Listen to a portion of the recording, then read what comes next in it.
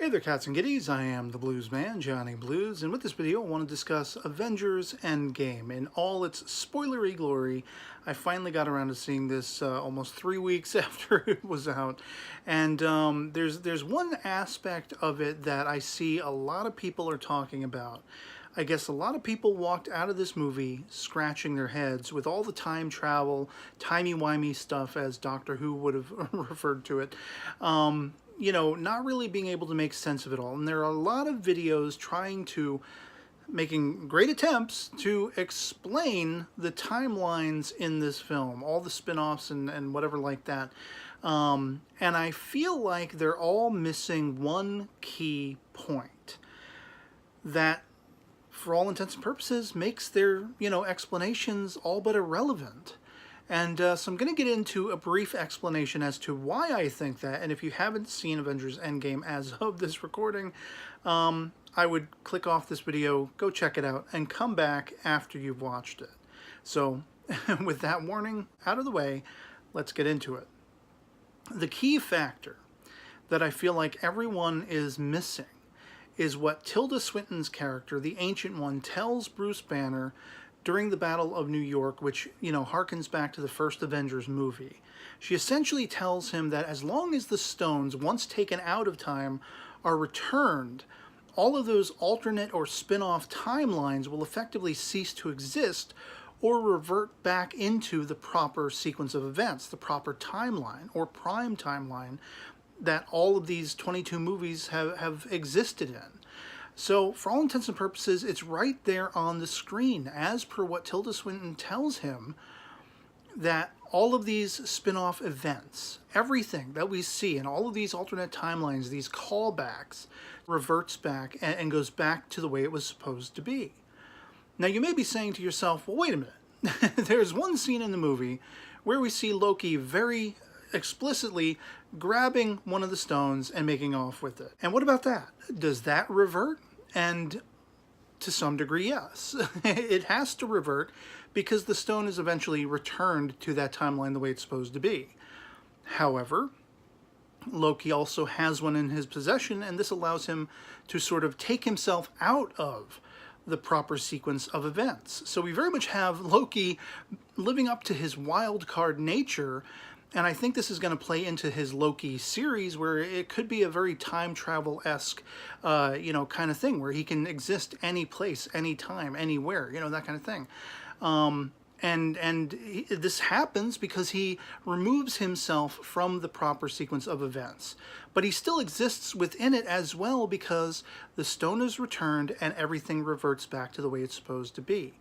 It's just now there's kind of two Lokis. There is the Loki that is the one that we followed all through the course of these films, and then there is the one that took himself out of the spin-off events and has kind of created his own existence outside of the prime timeline. So he can weave back and forth, into and out of it again at his leisure, per his pleasure.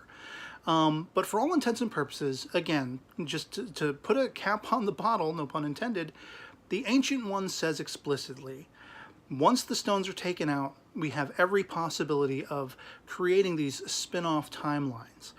But if they are returned to where they're supposed to be, at the place and time they were taken, everything will revert back to the prime timeline that is the timeline of all of these films, from the very first Iron Man all the way up to Avengers Endgame. Now, the one thing that I thought was interesting, and this did kind of stymie me at first, was thinking about the Tesseract. The one that Stark and Cap end up taking out of the 70s when Stark, re-encounters his father and all that kind of stuff. What would Cap effectively do at the end of Endgame upon returning it?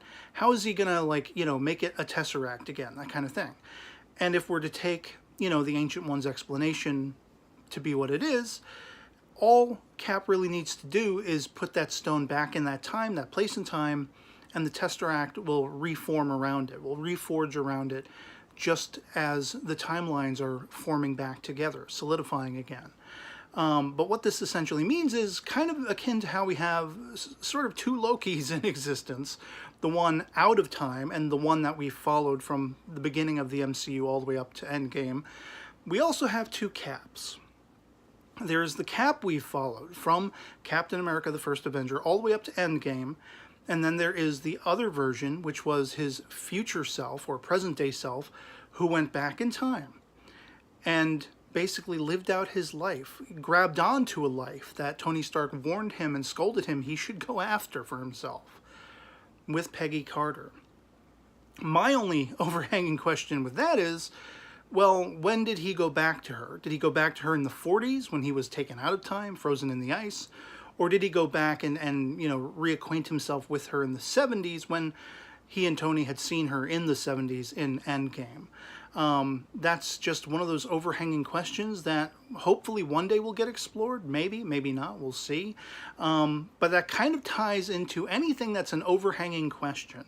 Like for me, another one of my overhanging questions was, well, what about Black Widow? She's going to have her own solo movie post Endgame. How can that happen if she's dead? Well, we just don't have an answer yet. It just has yet to be explored. Much along the lines, the same lines as Cap having two existences coinciding with one another, the one who went back in time to live his life with Peggy, and then the one in the proper timeline. We just don't know as yet, until it is explored, what kind of life he lived with her. Presumably a very understated one, out of the public eye and completely, letting all of the proper events flow the way they had all along, that kind of thing. Some people have taken issue with that, saying, well, Cap isn't the kind of man who would let Bucky, say, for example, be tortured and brainwashed by Hydra, or stand idly by knowing that Hydra is infiltrating S.H.I.E.L.D. and all those kinds of things, all the events that we've seen in all the films. But you have to take into account that this is a Cap that was cursing, throwing curse words all throughout the film, because he's a very changed man. What Thanos did, the Thanos snap, effectively changed Cap to his very core. This was a Cap who was now ready to walk away from the hero lifestyle, from having to save the world every time it was in danger, because he knows with time travel, he's still there and he's still doing it, and he can still have his cake and eat it too by going back in time and existing with Peggy. So for all intents and purposes, anything yet remaining to be unanswered, unresolved, or left as an overhanging question are things that hopefully they will deal with in time. No pun intended. But the bottom line is, you don't need to watch all of these highfalutin quantum entanglement timeline explanation videos.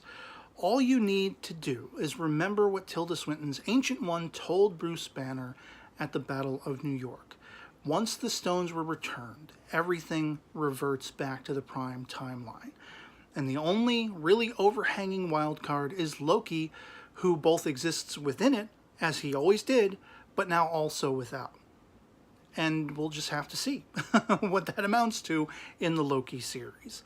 I hope that I have explained this to some approachable degree in this video. If you have any questions that you feel are unresolved or maybe have not been answered by this explanation, feel free to post them in the comments below, and either I'll respond to them as a comment, or maybe I'll even do another follow-up video talking about this.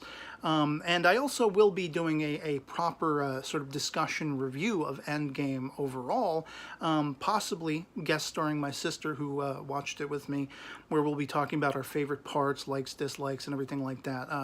Not wholly in depth, but just sort of free-flowing and off the top of our heads. So, if you would like to actually see that at some point, please subscribe to my channel, and hopefully we'll get around to that at some point. But I really wanted to put this out there because I just felt like a lot of people were confused, or seemed to be confused, or at least a lot of YouTube video makers think a lot of people are confused and are going to great lengths to explain all of the mishmash and hodgepodge of the events in this film. And they all seem to be forgetting that key line of dialogue that explicitly tells us, once the stones are returned, everything reforges and reforms and goes back into the prime timeline. And essentially by the end of Endgame, everything happened from point A, which is the original Iron Man, all the way up to Endgame, which is point B. Everything happened exactly the way it originally happened. Of course, from this point on, you do have elements like, Gamora is now the past Gamora living in the present. You have, Nebula killed her past self, but she still exists in the present.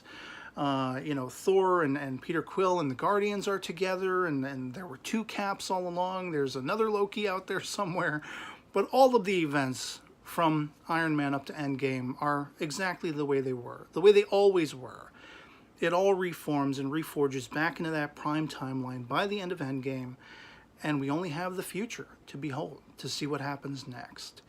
And see ya. Otherwise, that'll be pretty much it for me on this. Hope this video finds you well, and I'll catch you all later. Peace.